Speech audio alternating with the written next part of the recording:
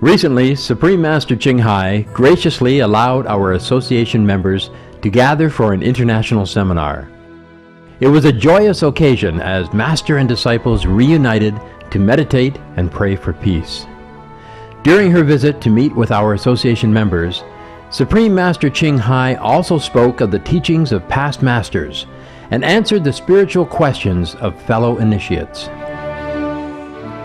Throughout the ages, compassionate, enlightened masters have urged people to surrender to the greater universal power by seeking the divine within from which all other goodness and happiness follow. This message was echoed again in the Sufist story, The Saint and the Sinner, which Supreme Master Ching Hai shared with our association members during the international gathering on December 21st, 2008.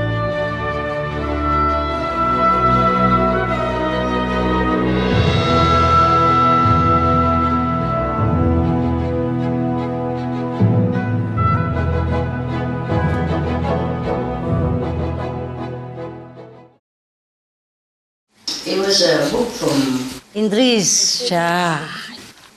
What means Shah? Huh? King. Means king. This is a story from, I think from Iran. Huh? I like Sufi story very much. Yeah. Because they have a lot of story. Yeah. Not just talk, lecture, but story, you know? And you can tell children and women, everybody likes. Okay, let's begin with a story called The Saint and the Sinner. A very nice story. I like the book called The Wisdom of the Idiot. It's a very funny book. I guess they make fun of themselves too, the saint, yeah? Call themselves idiot. Lao Tzu also say that, you know? He say that the wise one look like the idiot. There was one time a Devish devotee who believed that it was his job to correct those sinners, the ones who do evil things in the world. He thinks he's very saintly. He's a Devish. Devish is one of the Muslim tradition, The Devish, they dance a lot. They're happy people. At that time, you still have good master. Maybe you still have now. Yeah, it's hard to find enlightened master. Also, even hard to find enlightened dervish. This one is a dervish, and he thought he's very enlightened, very saintly. So he took upon himself to go and reproach those who were doing no good, according to his standard. And he also wanted to preach to them spiritual ideas, reproach them for what they're doing wrong, and telling them what they must do, they should do. Some busybody, you know. How you like my clothes? Yes. Where's go free? Save the planet. And everything new now is like that. Yeah. You can also do that. You paint it on, you know. Or you stick on, you know. So he believed that if he teach them the wrong thing that they're doing, tell them not to do it, and tell them the right thing, then they're going to find the truth and the right path. But in this book, the author wrote that this dervish, however, did not know that a teacher is not only the one who tells others to do things by acting through fixed concepts, but the teacher must also know, the innermost situation. The innermost situation of himself and of the person he wants to teach also. But this dervish did not know, because if you don't know it, then you might suffer a reverse effect. Yeah.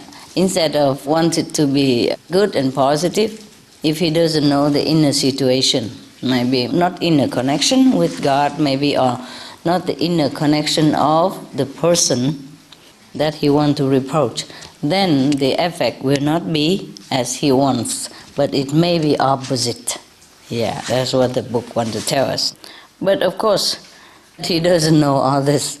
So, because of that, one day he has found himself a victim.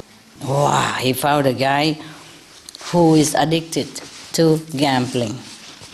Put money and want to gain a lot, but mostly lose a lot. So this so-called saintly dervish, took upon himself as a job to cure this man's habit. So every day the sinner, the gambler, left his house for the casino. The dervish wait outside his house already. Every time he left for the casino to gamble, the dervish put a stone opposite of his house, in front of his door. So every time he marked it like that, he intended for the gambler to be reminded of his evil sin, so that he cannot forget that he's a sinner every day, Hopefully one day he will cure himself. So the gambler, each time he left his house and go for the casino, he felt very, very guilty. And each time he come back, he saw another stone on the pile outside of his house. Did you ever see those stone piling on top of each other?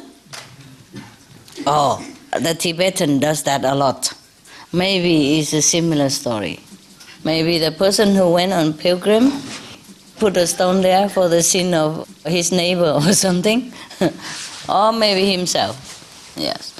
In the old tradition, there was one Chinese woman. She also cured herself this way. Whenever she does the wrong thing, she put a black bean in the left side jar. Whenever she does a good thing, she put a white bean on the right side jar. So like that, she knows how much good she did and how much bad she did. And slowly, slowly, more white and less black. So there were two people involved here. The gambler, every time he passed the stone, he felt terrible, guilty, yes. And the dervish who put the stone there feel very angry and more like agitated, toward the gambler, like he has not changed. Today I still have to put another stone on for him. And he was very angry, negative feeling. That's a really busy body. Just go home, meditate, maybe. It's better for him. But no, he wait in front of the house all day so that he can see the man come and go, because the man doesn't always go at a regular time, I don't think. Gambling is not like a job, is it? Not like you go from 8 o'clock, you go back at 5. No. So the dervish must have been like standing in front of this guy's house or sit in front of his house all day, waiting until he gone, waiting until he come back. Therefore, of course, he's angry too. Sitting in the cold like this, waiting outside. Not only he feel angry with the gambler, but he also feel a sense of pleasure, because he's recording somebody else's sin, feeling that he's so good, so holy, and that person so sinful, and he's doing a righteous job, recording somebody else's sinful act. And he feel pleasure as well. Angry at that gambler, but feel good about himself, proud. Now this stone business going on for 20 years. Both of them are very, very persistent. One is very persistent in gambling. And the other one persistent in recording the gambling habit. If only you guys are so persistent like that, you become Buddha in no time. Now, the gambler, every time he passed the stones, he thought about himself. He thought about that how he should change, his habit, change his life, and he should become better, But he think to himself, he's such a guilty person, he's so bad, he wouldn't even understand goodness. He wished he could understand goodness. And then he feel that the holy person there, how he's so good in working for his redemption, for his sin. And he always thinking, wouldn't it be better? How would it be nice if I become like him, like the Dervish saint? But I don't think I could even repent. I could not even repent and change my life, not to talk about becoming like him, because his place, the Dervish place, is surely high in heaven, that I could never dream of touching his feet. And he must be, chosen among the saintly elect in heaven. If he left this world, after he died, the dervish surely will sit among the chosen elect in heaven. He was thinking all this goodness about the dervish and feeling shameful of himself every day, but continue doing it because he's a kind of compulsive gambler, addictive. He can't quit. Some people can't quit, that's what they say. But he feel guilty for 20 years, can you imagine? But at least he felt the goodness from the dervish. So it's a mixed feeling, He feel good about the dervish and feel guilty about himself.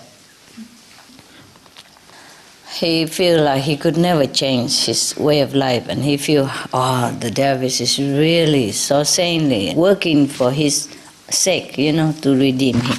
One so-called holy man thinking, and the other guy is a sinner thinking, both of them thinking. Now we see what heaven thinks. One day it happened that there's a natural disaster in that area, and both of the men died at the same time. And both of them went in front of the angel. The angel of death came. And the angel said to the sinner, the gambler, very gently and lovingly, you are to come with me to heaven. So the gambler was very, very shocked and said, how can this be? You must be mistaken. Yeah, I am a sinner. I should go to hell. You are looking for the devotee, I think, the dervish. He's right there. It's not me, that guy. Who always sat opposite my house, who has tried to reform me for 2 decades. So that is a man you are looking for. So the angel say, the devotee? The dervish? No. He will be taken to the lower regions, since he has to be roasted on a spit. So the gambler could not bear anymore. He screamed. He said, what kind of justice is this? Yeah?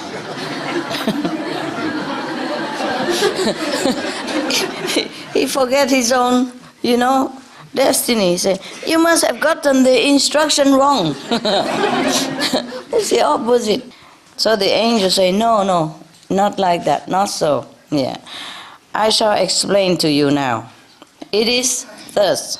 The devotee has been indulging himself for 20 years with feeling of superiority and merit. Now it is his turn to redress the balance.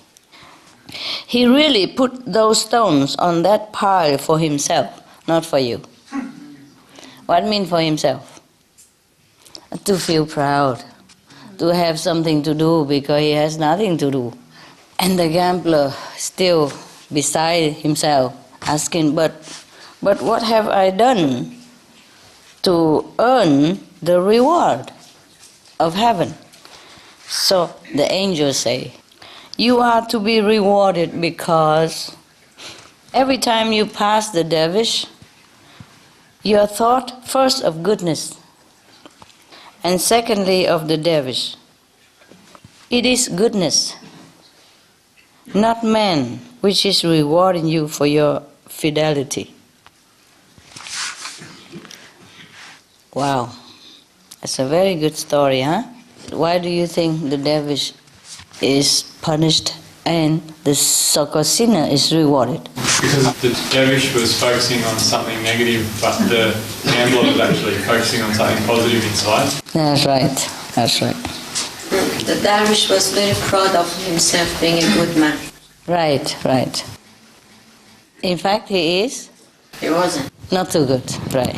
Sitting in front of his house all the day just to focus on the negative things. So this is why we have the three monkeys. No look, no talk, no hear.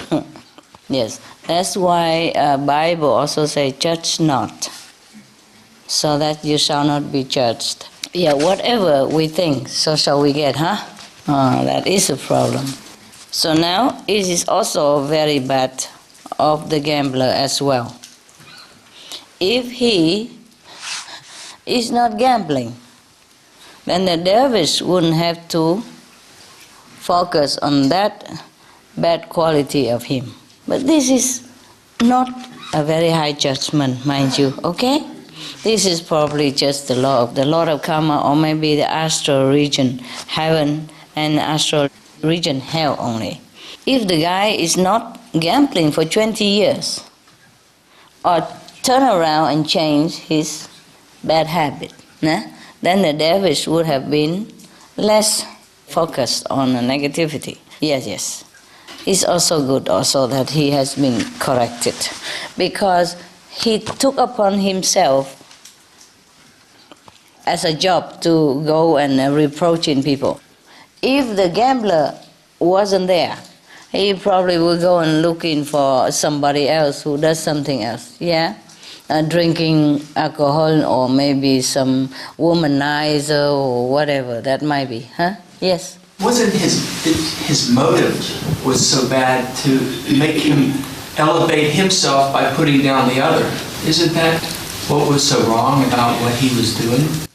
Perhaps so also. Perhaps the thing is that he wasn't well practicing himself. Yes. And being a dervish, he should focus more on his own development first before he can correct somebody else. That is why we have the diary for you, spiritual diary. Check yourself every day and not checking anybody else. We never know how much we progress yet. We never know how pure we are, so we can't even judge somebody else. Maybe he tried to put down others because in fact he's not that good. A good person wouldn't sit in front of somebody else's house and nose into his business, no matter how bad, how good, and keep doing this kind of thing. He feels himself superior. But this is also a lesson for us that we should never do any bad thing to provoke somebody else into thinking negatively about us even, That's why we must keep the 5 precepts, so that we will not be the cause of somebody else's trouble or bad karma, see? Even though maybe haven't judged this correctly about the dervish. But if suppose in the whole vicinity of the dervish town, there's nobody who does any sinful thing, then the dervish would have no chance to commit this kind of judgmental attitude or sin, or the act of judging other people. Even though he has this kind of character within him, but if there's no sinner around, no negative things happening, then he wouldn't be focused on it. And maybe he has more chance to focus within himself. Nevertheless, that is not a good excuse either for the dervish who's supposed to look inward and not look outward. But maybe we can make a good excuse for this dervish, maybe because at that time he was just a dervish by name. Just like people register to become Christian or Buddhist, but they don't even practice anything. The teaching of the Christian, they don't even know it. They don't even read the Bible. So they don't know even, the Bible tells us not to eat meat. Be you not among the meat eater and the wine drinker even. Not among the people, not to talk about that we eat meat and drink wine ourselves. How obvious it is, but how many people read it? And how many people understand it? Vegetarianism and religion.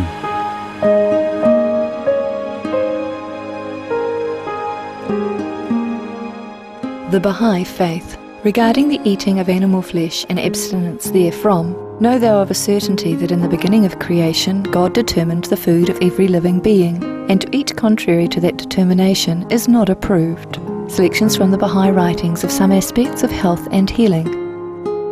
Buddhism. All meats eaten by living beings are of their own relatives. Lankavatara Sutra. Gaudai, the most important thing is to stop killing, because animals also have souls and understand like humans. If we kill and eat them, then we owe them a blood debt. Teachings of the Saints. Christianity. Meats for the belly, and the belly for meats, but God shall destroy both it and them. Holy Bible. And while the flesh was yet between their teeth, ere it was chewed, the wrath of the Lord was kindled against the people, and the Lord smote the people with a very great plague. Holy Bible. Confucianism. All men have a mind which cannot bear to see the sufferings of others. The superior man, having seen the animals alive, cannot bear to see them die. Having heard their dying cries, he cannot bear to eat their flesh. Mencius. Essenes. I am come to end the sacrifices and feasts of blood, and if ye cease not offering and eating of flesh and blood, the wrath of God shall not cease from you. Gospel of the Holy 12. Hinduism. Since you cannot bring killed animals back to life, you are responsible for killing them. Therefore you are going to hell. There is no way for your deliverance. Adilila. He who desires to augment his own flesh by eating the flesh of other creatures lives in misery in whatever species he may take his birth. Mahabharata anew. Islam. Allah will not give mercy to anyone except those who give mercy to other creatures. Hadith. Do not allow your stomachs to become graveyards of animals. Hadith. Jainism. A true monk should not accept such food and drink as has been especially prepared for him involving the slaughter of living beings. Sutra Kritanga. Judaism. And whatsoever man there be of the house of Israel, or of the strangers that sojourn among you, that eateth any manner of blood, I will even set my face against that soul that eateth blood, and will cut him off from among his people. Holy Bible. Blood meaning flesh. Sikhism. Those mortals who consume marijuana, flesh and wine, no matter what pilgrimages, fasts and rituals they follow, they will all go to hell. Guru Granth Sahib. Taoism. Do not go into the mountain to catch birds and nets, nor to the water to poison fishes and minnows. Do not butcher the ox that plows your field, tract of the quiet way. Tibetan Buddhism. The offering to the deities of meat obtained by killing animate beings is like offering a mother the flesh of her own child, and this is a grievous failure, the supreme path of discipleship. Zoroastrianism. Those plants I, Ahura Mazda, or God, rain down upon the earth to bring food to the faithful and fodder to the beneficent cow. Avesta. Everybody knows that vegetarian diet is good for health and to save the planet. They will be awakening their own great, compassionate, loving self-nature, and then their level of consciousness will rise up automatically, and they will understand more than they ever did, and they'll be closer to heaven than what they are right now. So, to be somebody, to be a religious person, we have to practice the religious doctrine, not just by name. Too many are names and not real, just name.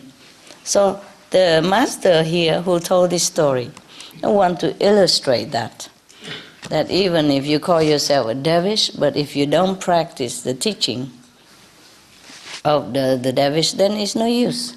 You even earn yourself hell. Yeah?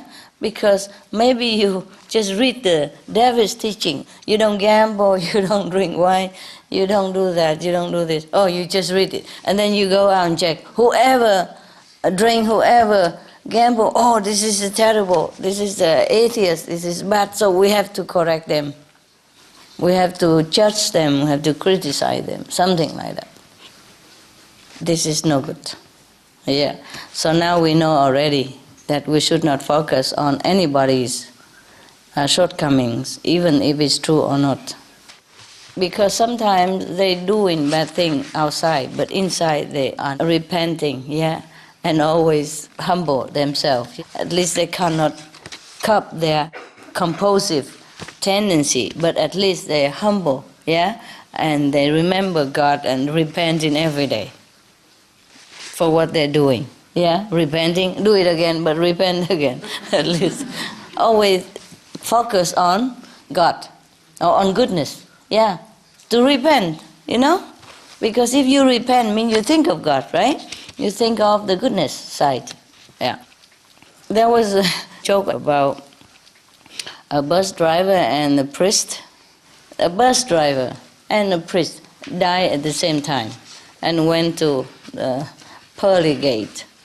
And St. Peter gave the bus driver very big, beautiful house with the UFO to run around and everything, swimming pool and a lot. And he gave the priest just a small wood cabin. No facility, not much. So the priest would say, but it must be a mistake. I should be the one given the big mansion and all the facilities. He is just a bus driver. I am the servant of the Lord. I dedicate all my life, my youth, everything in my life. I dedicate the whole lifetime to serve the Lord. How come you give me such a small little wood house and the bus driver such a big mansion with UFO to fly around back to Earth to visit even? Just a joke. I'm not sure if they have UFO up there. I'm not sure if they even need UFO. Okay. So now, St. Peter said, you are the priest, but every time you preach a sermon in the church, everybody went to sleep. And whenever the bus driver drive his bus, everybody pray.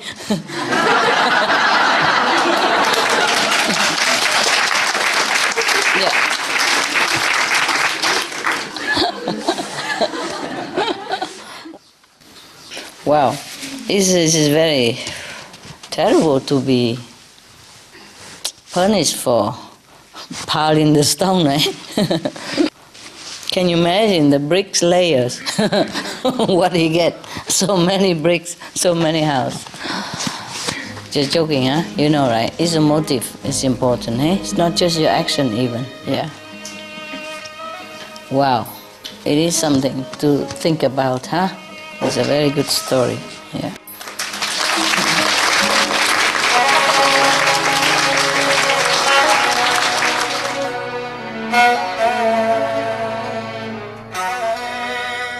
It was a pleasure to have you with us today for Between Master and Disciples. Animal World, Our Co-Inhabitants, is up next, right after Noteworthy News, here on Supreme Master Television. May Providence grace your life with tranquility and divine love.